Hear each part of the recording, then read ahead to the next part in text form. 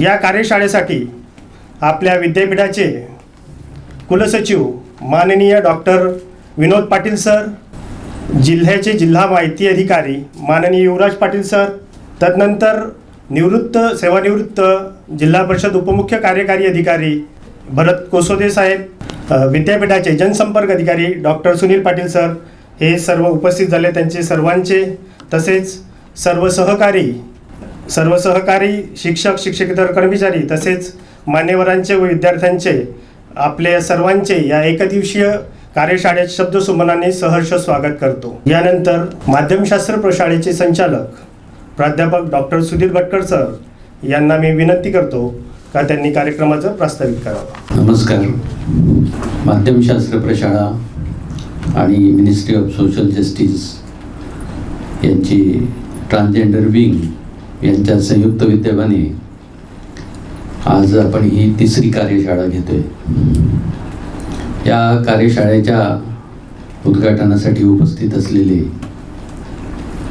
विद्यापीठाचे आदरणीय कुलसचिव डॉक्टर विनोद पाटील सर, या कार्यशाळेसाठी मार्गदर्शन करण्यासाठी आपल्यात उपस्थित असलेले जळगाव जिल्ह्याचे जिल्हा माहिती अधिकारी आदरणीय युवराज पाटील सर,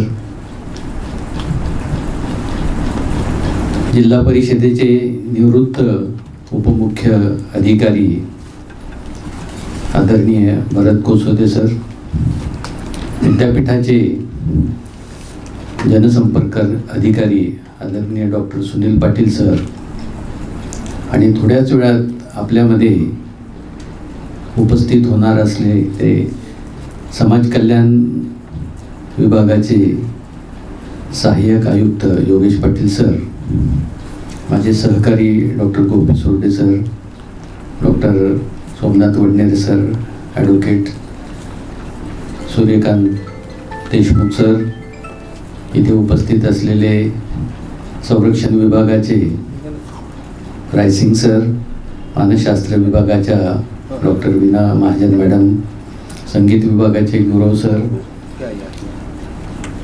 इथे उपस्थित असलेले सर्व मान्यवर, शैलेश पाटील जे छायाचित्रकार आपल्याला नेहमीच सहकार्य करतात, जनसंपर्क विभाग नेहमीच सहकार्य करतो, आणि सर्व विद्यार्थी मित्रांनो, आजचा ही तिसरी कार्यशाळा आहे. पहिली कार्यशाळा आपण जी घेतली होती ती ट्रान्सजेंडर आणि माध्यमांची भूमिका, या माध्यमांच्या भूमिका मांडण्यासाठी म्हणून आपल्यामध्ये विविध वृत्तपत्रांचे संपादक आले होते आणि त्यांनी माध्यमांची काय भूमिका आहे ट्रान्सजेंडरच्या संदर्भात ती मांडली होती.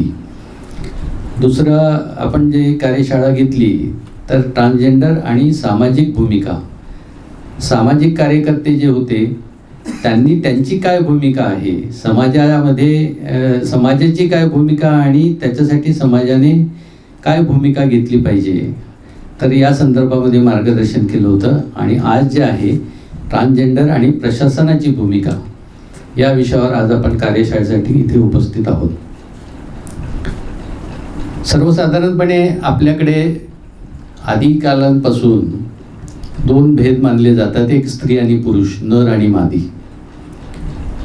पण तिसरा पण जो घटक आहे किंवा तिसरा सुद्धा एक जेंडर आहे ते म्हणजे तृतीयपंथी असं आपण म्हणतो. तृतीयपंथी काही जे आहेत त्यांचं म्हणणं आहे की आम्हाला पारलिंगी म्हणा, तर हे ट्रान्सजेंडर त्यांना म्हटलं जातं. आता ट्रान्सजेंडरच्या संदर्भामध्ये थोडेसे गल्लत अनेक लोक करतात. ट्रान्सजेंडर जे आहेत यांच्यामध्ये आणि समलैंगिक जे आहेत यांच्यामध्ये थोडंसं म्हणजे गे असतील किंवा लेस्बियन असतील किंवा बायसेक्शुअल असतील यांच्यामध्ये गल्लत करतात. वास्तविक तसं पाहिलं तर ट्रान्सजेंडर हा वेगळा भाग आहे आणि ट्रान्सजेंडर म्हणजे मुळामध्ये जेव्हा जन्माला तो येतो आणि जसा जसा वाढतो तेव्हा त्याच्यामध्ये एक नैसर्गिक भावना होते. तो जर का पुरुष असेल, मुलगा म्हणून जन्माला असेल तर त्याला जे आहे त्याला असं वाटतं आपण स्त्री आहोत आणि त्याच्या अवयवामध्ये बऱ्यापैकी तशा पद्धतीचे बदल होत जातात. किंवा पुरुष असेल, आपलं स्त्री असेल, तर त्याला कधी कधी असं वाटतं की आपण जशी वाढ होते तसं वाटतं की आपण पुरुष आहोत आणि त्या पद्धतीने त्याच्यात बदल होतात, त्या पद्धतीने तो वागायला लागतो. आणि हा घटक जो आहे हा ज्या वेळेला एखादा मुलगा मुलगी ट्रान्सजेंडर म्हणून जन्माला येतो, तो वाढतो, मोठा होतं आणि त्याच्यामध्ये त्या पद्धतीचे बदल दिसतात, त्यावेळेला समाज त्याच्याकडे बघण्याचा दृष्टिकोन समाजाचा अतिशय दूषित असतो. मी दूषितच म्हणतोय. आणि हा जो त्याच्याकडचा दृष्टिकोन आहे त्याच्यामुळे तो जेव्हा मोठा होतो त्यावेळेला घरापासून तुटतो, घरातल्या लोकांचा दृष्टिकोन बदलतो आणि बरेचदा त्या अपत्याला घराच्या बाहेर काढल्या जातं. आणि घराच्या बाहेर काढल्यानंतर तो अगदीच निराधार होतो, समाजाकडनं हेटाळणी होते, चेष्टा होते, दूषित नजरेने बघितलं जातं, कुटुंब मदत करत नाही, समाज मदत करत नाही आणि त्यामुळे त्याची जी परिस्थिती आहे तो एक शोषित असा वर्ग मग त्यानंतर निर्माण होताना दिसतो. अनेकदा तुम्ही बघा पोटासाठी आपण ज्या वेळेला आहे तर त्यावेळेला तुम्ही बघता बरेच ठिकाणी टाळ्या वाजून पैसे मिळवणारे असतात किंवा गाडीमध्ये बघा तुम्ही, रेल्वेमध्ये, अशा बऱ्याच ठिकाणी तुम्हाला ते दिसतात. आणि ज्या वेळेला एखादा चांगला काही कार्यक्रम असेल, घरी मूल जन्माला येतं वगैरे, तर ते येऊन पैसे मागतात, आशीर्वाद देतात, त्यांचा आशीर्वाद चांगला असतो असं म्हटलं जातं. तर हा समाजाचा दृष्टिकोन आहे. पण ते सुद्धा मानव आहेत, आपल्यासारखेच आहेत. नैसर्गिकता त्यांच्यात काही बदल झाला तर तो मान्य करून आपण त्यांना सुद्धा आपल्यातलं समजून आपल्यासारखं वागवलं पाहिजे. हे जे आहे हे प्रबोधन करण्यासाठी ही कार्यशाळा, आपण ह्या 3 कार्यशाळा घेतल्या. मध्यंतरीच्या काळात प्रशासनाची भूमिका मांडताना सांगतीलच की सरकारने काय काय केलेलं आहे. आणि तुम्ही बघितलं असेल मतदार यादीमध्ये सुद्धा आता त्यांचं 3rd जेंडर म्हणून मतदार तुम्हाला नोंदणी केल्याची दिसते. अनेक गोष्टी आहेत, ते सविस्तर आपले जे मार्गदर्शक आजचे आहे ते सांगतील.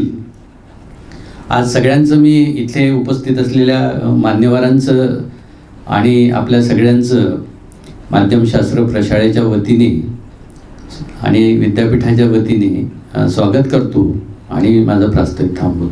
धन्यवाद. धन्यवाद सर. मी मान्यवरांना विनंती करतो की त्यांनी कवयित्री बहिणाबाई चौधरी आणि क्रांतिज्योती सावित्रीबाई फुले यांच्या प्रतिमेस माल्यार्पण करावे.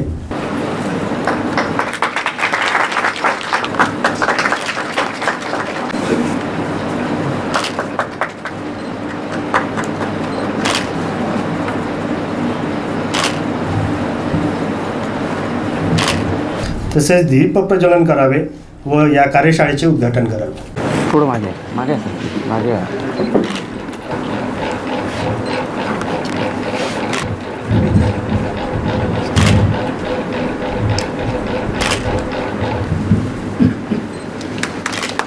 आज खरं तर ट्रान्सजेंडर आणि प्रशासनाची भूमिका या विषयावर ही कार्यशाळा आहे. आणि ट्रान्सजेंडरच्या संदर्भात प्रशासनाची नेमकी काय भूमिका आहे ते सांगणार होते.